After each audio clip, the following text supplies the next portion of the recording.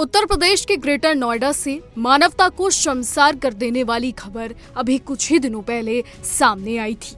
दादरी के रूपबास इलाके में रहने वाली 28 साल की निक्की को उसके पति और ससुराल वालों ने कथित तौर पर जिंदा जला दिया, जिसके बाद उसकी दर्दनाक परिस्थितियों में जान चली गई। बता दें कि निक्की की शादी 2016 में विपिन भाटी के साथ हुई थी। परिवार और पड़ोसियों के मुताबिक निक्की लंबे समय से अपने पति और ससुराल वालों के उत्पीड़न का शिकार थी। बताया जाता है कि विपिन शराब का आदी था और उसका एक्स्ट्रा मैरिटल अफेयर भी था। इस केस में अब निक्की का पति गिरफ्तार हो चुका है। वहीं अब निक्की के ससुर को भी गिरफ्तार कर लिया गया है। इससे पहले सास और जेठ को पुलिस पहले ही पकड़ चुकी थी। अब इस केस में कुल 4 आरोपियों की गिरफ्तारी हो चुकी है। फिलहाल निक्की हत्याकांड में निक्की के पिता का क्या कहना है, चलिए पहले वो आपको सुनवाते हैं। देखिए रिपोर्ट।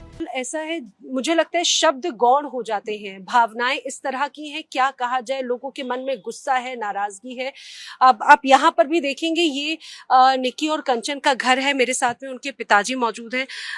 अंकल जी, अभी मैं जानती हूँ सिचुएशन ऐसी है कि क्या कहा जाए, कुछ मतलब शब्द नहीं होते। लेकिन आपसे सबसे पहले अभी यही जानना चाह रहे हैं, जब ये पूरी घटना हुई तो क्या आपके समधी की तरफ से या फिर निक्की के ससुराल की तरफ से कोई भी बातचीत हुई, कोई भी प्रतिक्रिया सामने आई है? जब आग लगा ली, जब बड़ी बेटिया ने मुझे फोन किया 5:30 बजे करीब, मैं नंगला गांव में था।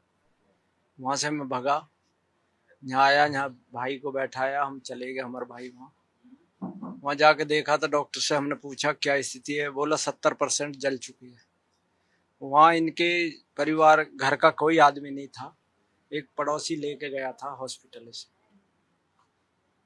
मौके पे डॉक्टर ने कहा जी मैं इसका हल्का सा ट्रीटमेंट करता हूँ, एम्बुलेंस मंगाओ, ये ट्रांसफर यहाँ से जो आपको रेफर करा जाएगा सफदरजंग के लिए। हम रास्ते में गए तो उनका बीपी डाउन होता चला गया। हमने सोची ये सफदरजंग नहीं पहुंच पाएगी, या कैलाश में सेक्टर 27 में दिखा ले। हमने एम्बुलेंस कैलाश को करवा दी। कैलाश वाले ने जवाब दे दिया जी सफदरजंग में ले जाओ। जैसे ही हम डीएनडी पहुंचे, डीएनडी पहुंचते नहीं उसका और बीपी लो हो गया। फिर हमारे मन में दुविधा होगी कि ये बिटिया चली जाती थी क्या। सफदरजंग पहुंच गए, हम पहुंचते नहीं, वहीं जाते नहीं, उन्होंने दम छोड़। तो उसका इलाज भी आप ही लोग कराने के लिए गए? निक्की के ससुराल की तरफ से कोई नहीं? कोई नहीं था, कोई नहीं था। हमारा साला भाई। आपके पास में कंचन का फोन आया था? कंची का फोन आया था। कंची ने वीडियो बनाई थी जब ये जीने से ऊपर से आ रही, वो जब ही लोग उतर के जीने से भाग गए, तीनों, सास भी और दोनों भाई। और ससुर? उनके ससुर भी वहीं था, वो भी वहीं थे? हाँ, सब फरार हो गए वहां से आग लगने से। पोतेन को दोनों को लेगी, पोती को वहीं छोड़ गई। पोतेन को दोनों को साथ लेगी बुढ़िया, पोती को वहीं छोड़ गई घर पे कंची के पास। आप फरार हो। अंकल, क्या इसके पहले कभी ऐसी शिकायत निक्की या फिर कंचन की तरफ से कही गई कि उनके साथ में इस तरह से व्यवहार होता है, उन्हें प्रताड़ित किया जाता है? क्योंकि मैं देख रही थी कि कंचन खुद बता रही थी कि उनके भी साथ में ऐसे ही उन्हें भी बार बार प्रेशर किया जाता था, उन्हें भी परेशान किया जाता था। जब कंची बहन की सपोर्ट लेती थी तो फिर कंची को मरवाती थी बुढ़िया चुटिया पकड़ के, दोनों लड़के इन पे। कंची तो बहन की सपोर्ट लेगी, अगर भाई तुम ऐसा क्यों कर रहे हो, तो उसके बोलने से फिर उसको भी मारते थे। वजह क्या थी? वजह कुछ ना, पैसा, बातचीत काम तो करे ना, पैसे चाहिए उन्हें, पैसा दो हमें। पार्लर मैंने खुलवा दिया, मैंने कि बच्चे ने पढ़ाओ बेटा, ये तो जैसे हैं वैसे रहेंगे। उन्होंने पार्लर खोल के अपना बच्चे पढ़ा रही थी। बच्चा इतना एक्टिव है वो, इस उम्र में सब कुछ जानता, सारे बयान उसने दिए थाने में भी बयान देता भी, आपने मीडिया पर देखा होगा। जिस बच्चे की माँ जल रही हो और उसके आंखों के सामने उस पर क्या बीतेगी। मैं तो बाप हूँ, 3 घंटा मैंने गोदी में रखी है, वो मरी हुई भी।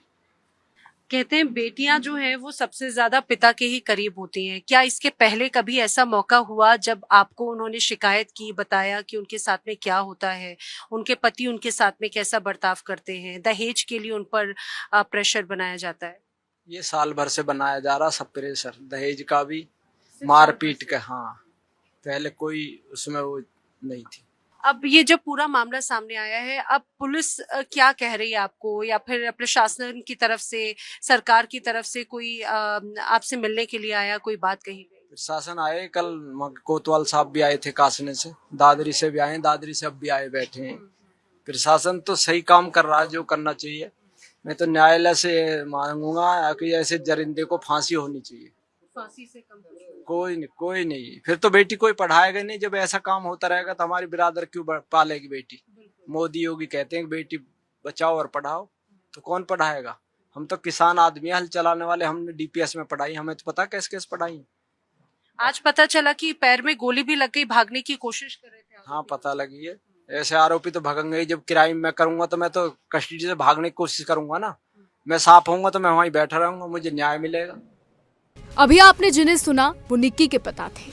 चलिए अब आपको सुनवाते हैं कि निक्की के घर में मौजूद जो लोग थे उन्होंने क्या कहा।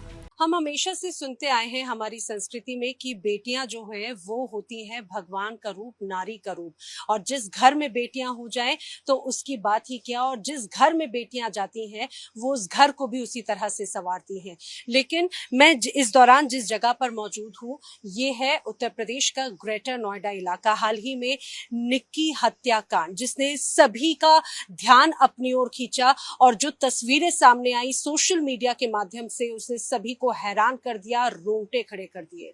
आप ये तस्वीर देखेंगे, यही वो घर है जहां पर निक्की और उनकी बहन कंचन रहा करती थी। इसी घर से उनकी डोली उठी, इसी घर से उनके माता पिता ने उनको विदा किया, इन उम्मीदों के साथ, इन सपनों के साथ में कि उनकी बेटी सुरक्षित रहेगी, खुश रहेगी, अपना घर बसाएगी। लेकिन शायद उन्होंने ये कभी नहीं सोचा होगा कि एक ऐसी तस्वीर सामने आएगी जो उनको हैरान परेशान कर देगी, और जो तस्वीर सामने आएगी वो अपनी बेटी की को इस अवस्था में देखेंगे। आपने निक्की का वीडियो देखा होगा, वो पूरी तरह से जल गई थी, और वो कोई हादसा नहीं था बल्कि वो एक वारदात थी। वो ऐसी वारदात थी जिसे अंजाम उसी व्यक्ति ने दिया जिसके साथ में निक्की ने 7 जन्मों का वादा लिया था, सुरक्षा का वादा लिया था, उसके साथ में अपनी पूरी जिंदगी बिताने की कोशिश की थी। इस पूरी घटना को लेकर अब क्या कहा जा रहा है, क्योंकि ये ऐसी घटना है जिसने पूरी दुनिया की, पूरे देश की, जो ये कहा जाए कि अपनी तरफ उसने ध्यान आकर्षित किया है। आखिर ऐसे लोगों के लिए क्या सबक होना चाहिए? ध्यान इसलिए आकर्षित किया है, इस तरीके की घटनाएं आप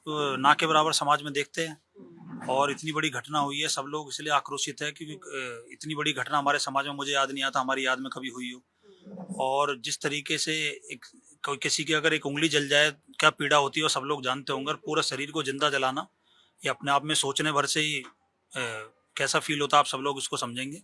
बस मेन ये है कि इसमें कड़ी से कड़ी सजा मिले, और कोर्ट इसमें संज्ञान लेते हुए जैसे ये फील करके कि भाई हमारी बेटी होती तो हम क्या करते, कड़ी कार्रवाई करके उनको फांसी की सजा दे। देखिए, बेटियों को पढ़ाने की बात हमेशा होती है, बेटी बचाओ बेटी पढ़ाओ की बात है। बेटियां तो पढ़ रही हैं लेकिन सुरक्षित कहाँ है? सुरक्षित नहीं है, पर कहीं कहीं कुछ परिवार ऐसे होते हैं जिनके संस्कार अच्छे नहीं होते, उनकी वजह से ऐसी घटनाएं घटी हैं, और ये बहुत ही निंदनीय घटना है। इससे बड़ी घटना हमारे देश में ना कोई है और ना आगे ऐसी हो सकती है। आज के वक्त में भी अगर दहेज बहुत कॉमन हम समस्या का मानते हैं, अपराध मानते हैं, लेकिन वो कह रहे हैं कि भाई दहेज के बिना शादियां नहीं होती आज के वक्त में। ये तो ऐसा कोई बात नहीं है कि दहेज के बिना शादी नहीं हो सकती, बिल्कुल हो सकती है शादी। वो तो सामने वाले की सोच के ऊपर निर्भर है। हम बेटियों को देते हैं, बच्चों को जो शादी करते हैं, जरूर थोड़ी कि हम बच्चे को हम दहेज देंगे तभी शादी होगी। सामने वाला भी इतना सक्षम होगा, हम बच्चे को बेच थोड़ी रहे जो दहेज देते हैं। 1 रुपए में भी रिश्ता होता है, पहले होता था 1 रुपए में रिश्ता, ये तो बाद में चीजें बढ़ती चली गई, दहेज बढ़ता चला गया। समय के साथ साथ चीजें कुछ अपने समाज में दिखाने के लिए चीजें हो चुकी है, हमारे पास इतना पैसा, जिनके पास पैसा है वैसे चीजें खत्म होनी चाहिए। कितने लोग ऐसे हैं समाज में जो ब्याज पे लेके भी दहेज देते हैं, बाद में जमीनें बेचकर उनको हाँ, दहेज देना, ब्याज भरते रहते हैं और मर जाते हैं। तो ये चीजें बंद होनी चाहिए दहेज की।